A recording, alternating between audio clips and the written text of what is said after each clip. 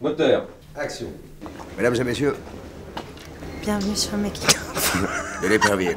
Je m'appelle Aurélien Vic, je joue Yann de Kermer, qu'on appellera plus tard l'épervier, une fois qu'il est devenu pirate. Je joue Agnès de Kermelec, qui est une jeune comtesse. Elle est éperdument amoureuse de Yann de Kermer, qui devient par la suite corsaire, plus connu sous le nom de l'épervier.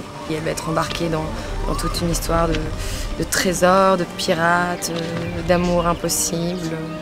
Donc c'est l'histoire d'un enfant chassé de chez lui parce qu'il est tombé amoureux de la fille des patrons de son père et qu'on va envoyer à l'armée sans lui demander son avis. Il va déserter et prendre un bateau en espérant un jour revenir avec tous les trésors du monde pour les ramener à sa belle.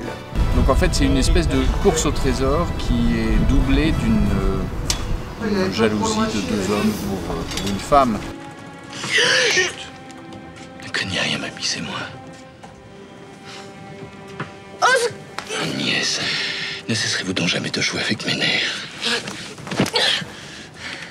Cet enfant n'est pas de vous, Hervé. Il est de l'épervier.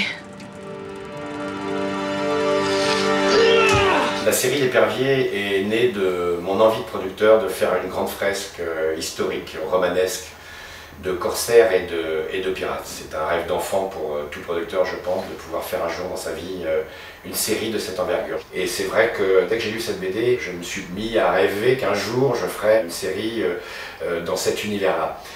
Malheureusement, je me disais en même temps que ça serait absolument impossible compte tenu des budgets qu'on avait pour la télévision. Donc j'ai mis ça dans un coin de ma tête, puis c'est resté un petit peu comme ça. Jusqu'au jour où j'ai repris cette BD en me disant non, quand même il faut qu'on essaye de voir si c'est possible. Donc j'ai fait ce qu'on appelle dans notre jargon un dépouillement, c'est-à-dire un relevé des décors, des comédiens, des rôles, des costumes, des chevaux, de la figuration, pour voir si c'était réaliste et faisable.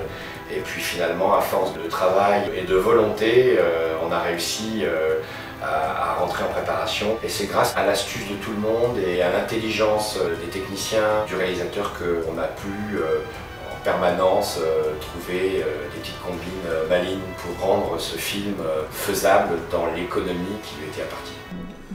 Ce qui m'a plu dans le projet, c'est d'abord les scénarios étaient formidables, il y avait la bande dessinée qu'ils m'ont tout de suite fait lire que je ne connaissais pas, qui était absolument dans un univers artistique, une direction artistique très intéressante. C'était un film qui se passait au 18e, c'est une histoire romanesque, c'est un film d'aventure, donc évidemment, bien que je me suis dit comment on allait faire tout ça, évidemment j'ai accepté sans aucune hésitation. François, on a fait beaucoup de films ensemble, je crois qu'on en a fait 5, c'est peut-être notre 6e film. C'est un vrai producteur, c'est quelqu'un qui prend des risques, qui connaît le métier parce qu'il a été assistant avant, donc c'est quelqu'un qui connaît la fabrication d'un film.